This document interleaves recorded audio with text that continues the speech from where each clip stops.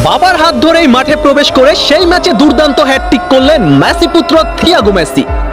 আজ ইন্টার মায়ামির অনূর্ধ্ব 12 international youth কাপে দুর্দান্ত হ্যাটট্রিক করেন মেসি পুত্র থিয়াগো মেসি। আর এই ম্যাচের শুরুতেই ছেলেকে উৎসাহ দিতে মাঠে আসেন লিওনেল মেসি। মেসি পুত্র থিয়াগোর দুর্দান্ত হ্যাটট্রিকের পুরো অংশ থাকছে আজকের প্রতিবেদনে। বন্ধুরা, লিওনেল মেসিকে অনুসরণ করেই ফুটবলে এগিয়ে যাচ্ছেন মেসির বড় ছেলে থিয়াগো মেসি।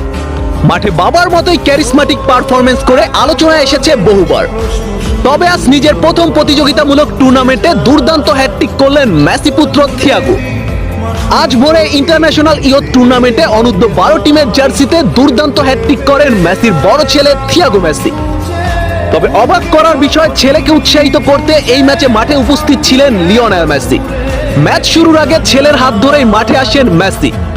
এছাড়া মেসির সাথে মাঠে প্রবেশ করেন লুইস সুয়ারেজও।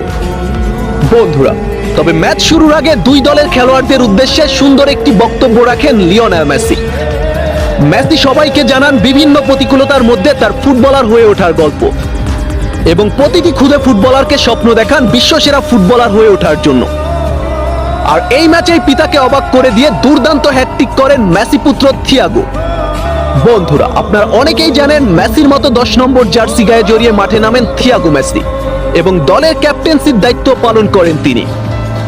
অদূর ভবিষ্যতে আমরা এক মেসির যোগ্য পুত্রকেই পেতে চলেছি। থিয়াগো আসছে ফুটবলে বাবার মতো রাজত্ব করতে।